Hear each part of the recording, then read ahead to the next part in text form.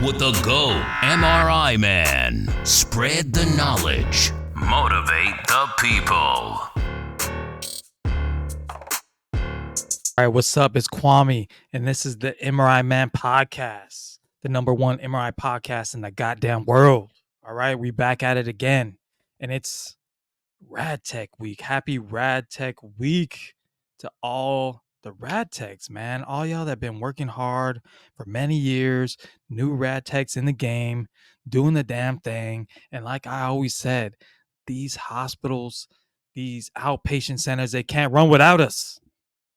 And God damn it, this is your week, and hopefully they take care of you, man. We got to create more awareness. That's why I'm hopping on here and trying to spread the awareness about RAD Tech Week. Much appreciated, man. Imagine we all just didn't show up to work for one day. Imagine the chaos in the hospitals and the outpatient centers. Imagine the chaos in the city, you know? It would be a goddamn tragedy. But we get overlooked a lot, you know. Of course, there's like doctors, nurses, and surgeons, and yeah, everyone plays a vital role in the game. But they can't forget about us, man. They can't. You know what I mean? Like, we are here, we've been here, and we've been doing it, man. So spread the awareness, man. Even if you got some people that are not in the medical field, you know, like your parents, your friends, and all that, let them know it's Rad Tech Week, and like talk about what you do. You know, not everybody knows what an MRI is, what a CAT scan is. Everyone knows what like an X-ray is, right, or an ultrasound, because when women get pregnant, they get ultrasound, so everybody kind of knows that. But I wanted to make this video and just let guys know that what you do matters. You do matter. I don't care how your boss treats you, and they're like, they look at you like numbers, and they're like, your numbers are down, and you're under this, you're not hitting the quota. But think about all the people that you have helped. You know, people that came in pain, different kind of cancers, tumors, vascular stuff, all kind of like pathology. But you helped them, you got them through the scan, you added them on the schedule, you stayed an extra hour, and look at it, all the years. Some of you guys been scanning. I've been scanning for like 8 years.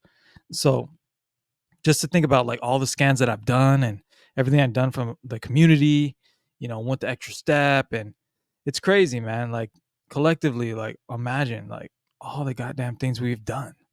It's amazing, man. It's amazing. So I'm really excited about that. Hopefully they, bare minimum, they're going to be buying you guys some pizza, but if each day they can like do a little something for you guys, that would be freaking awesome, man. But yeah, man, I want to talk about my journey a little bit as an MRI tech, as a RAD tech. This journey started when I graduated in 2016, and I was excited to get out there. And once I got out of clinicals and I took my license test, I was like, damn, I gotta do this now. I was like, damn. So I was like looking for jobs. I'm out there in LA, very competitive because you got several schools all around that everyone's competing for like the same jobs. So I was like, damn, how am I gonna get in? The site that I was at, I was competing against probably like at least 4 or 5 other techs, that were like rotating in. And it was like, damn, the place was actually ran by students. And I couldn't be there as much. I had a full-time job, and I was working as a phlebotomist, and I was, doing that. And I kind of mixed it up at the end. I was like, all right, I'm going to do phlebotomy part-time, and then I'm going to drive Uber, and I'm going to do deliveries for like Postmates and Uber Eats, and just so it'll work around my clinical schedule. And I was doing that, and I was actually making more doing that job than I was doing phlebotomy, and it was a lot less stressful. So it was cool. I like driving around. I like doing deliveries.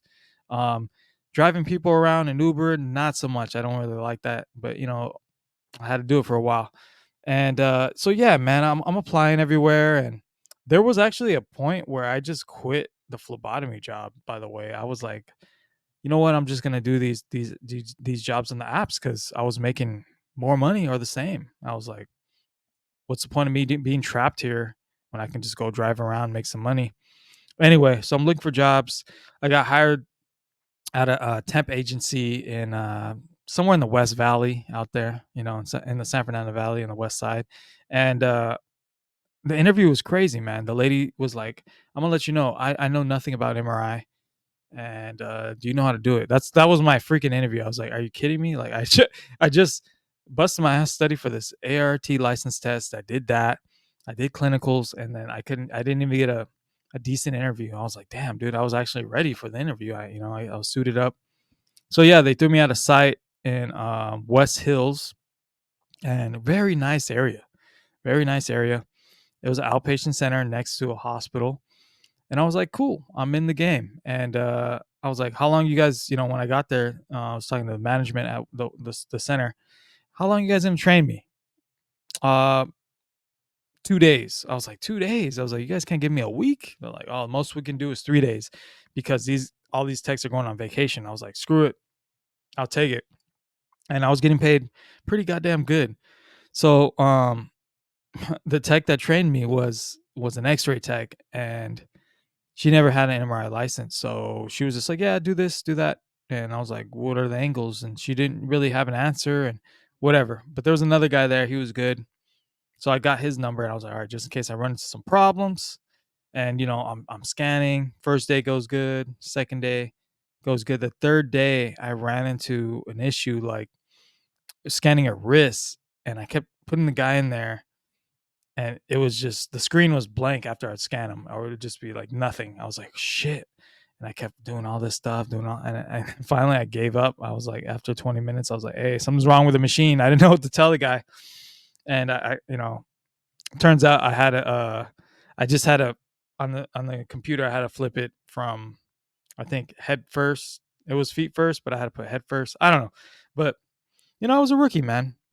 And I was struggling, and like, I was a temp there, and it was a tough first job because the staff didn't welcome me there. You know what I mean?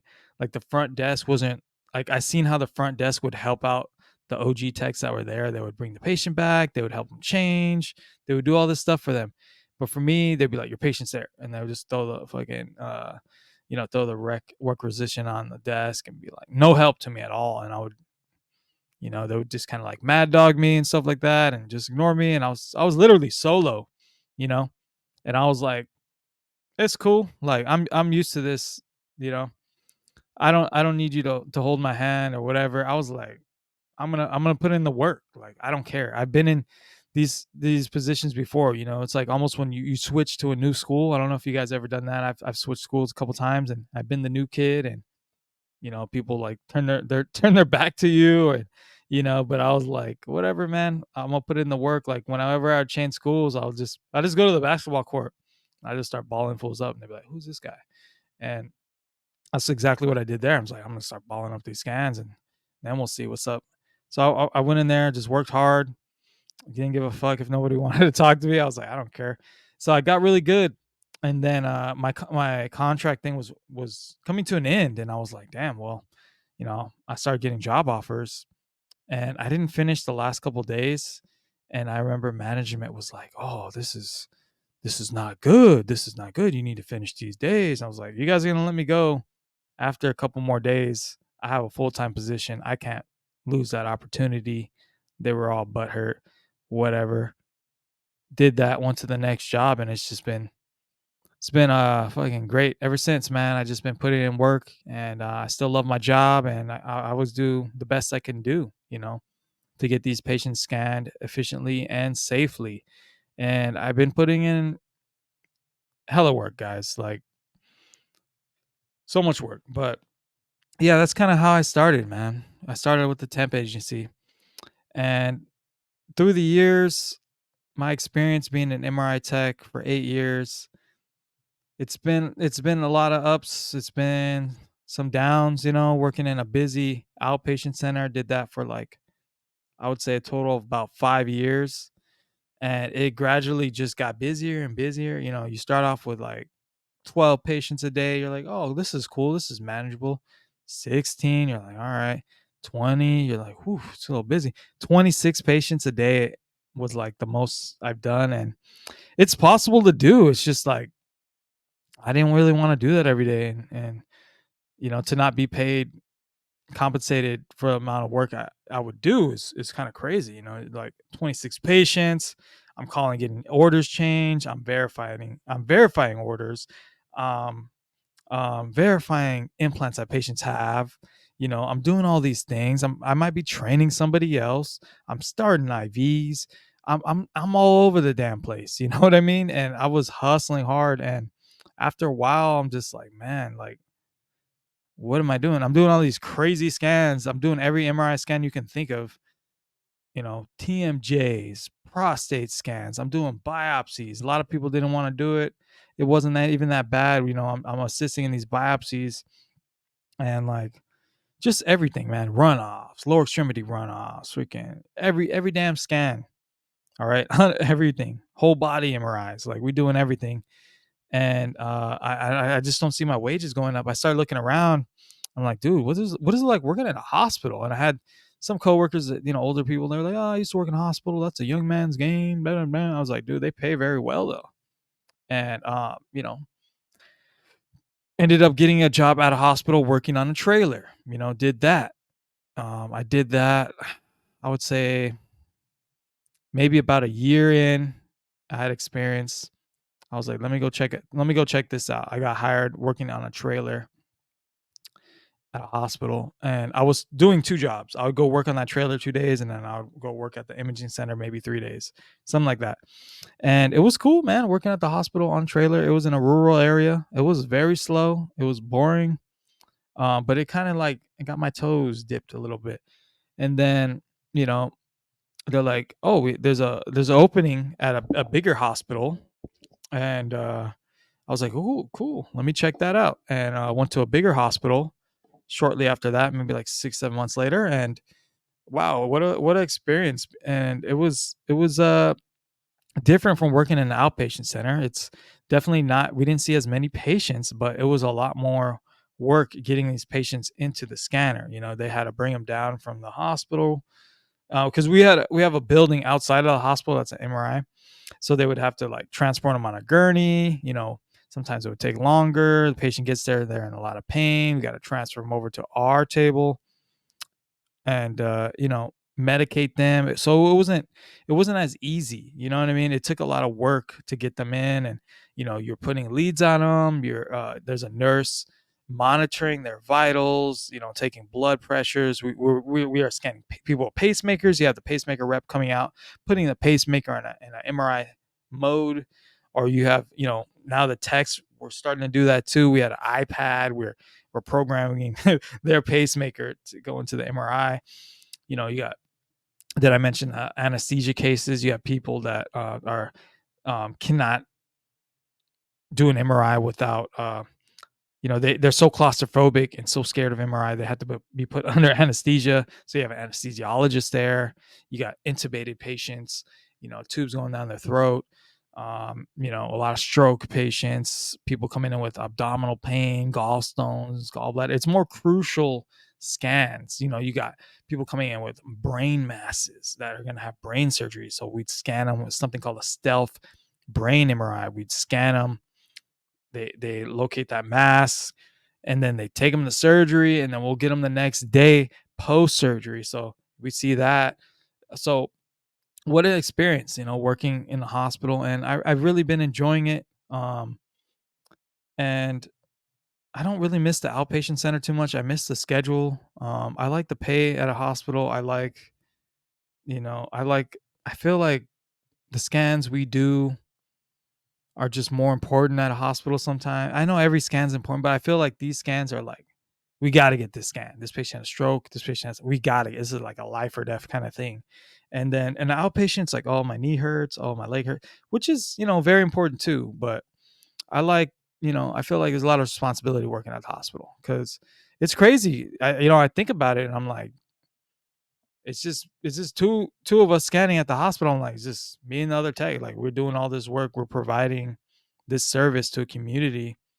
And these scans are so, so, so important. And the doctors are always, calling us, oh, can you get my patient? Oh, can you get my patient? It's like, it's in demand. You know what I mean? It's in demand. Like, what I'm trying to say, like, our jobs are very important, man. And sometimes they don't act like it is. They try to act like we're little monkeys pressing buttons or something, but then they're begging us to scan their patient that we need these results.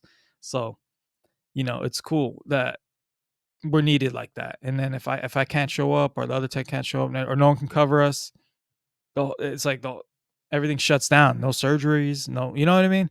So yeah, man. I mean, and I've been through different stresses at both, outpatient and hospital, man. Like outpatient, just getting swamped, overwhelmed, looking up at you're about an hour, 2 hours behind.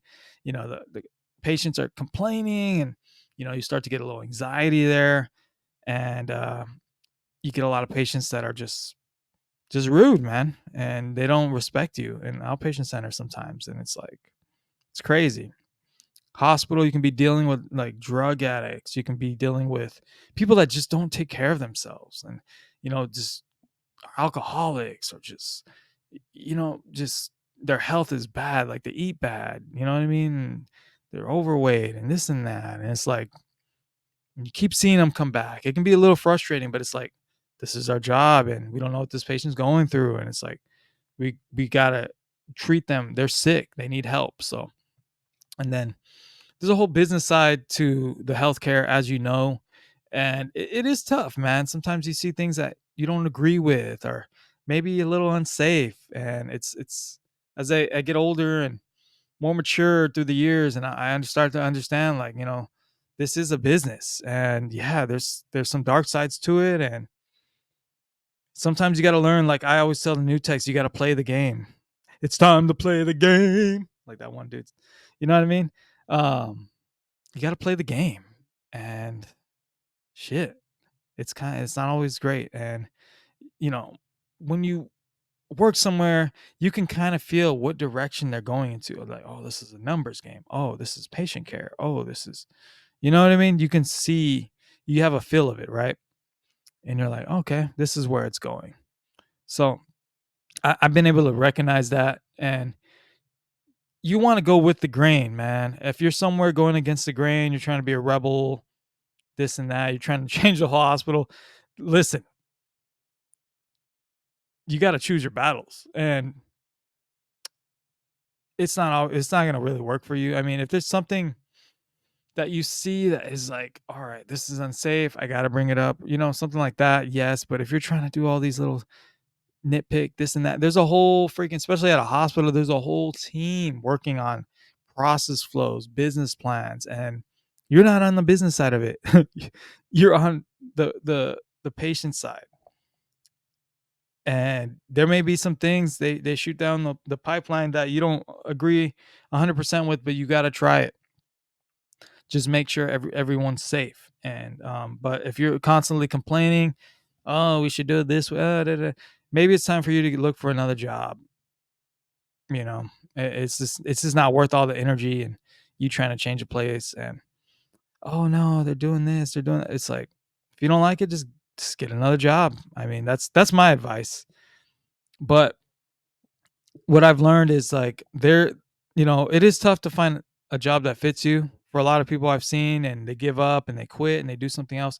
Just know that there's a lot of jobs out there, and don't give up. If you go through 1, 2, 3 jobs, and the vibes ain't right, keep looking. There's a job out there for you in MRI for sure.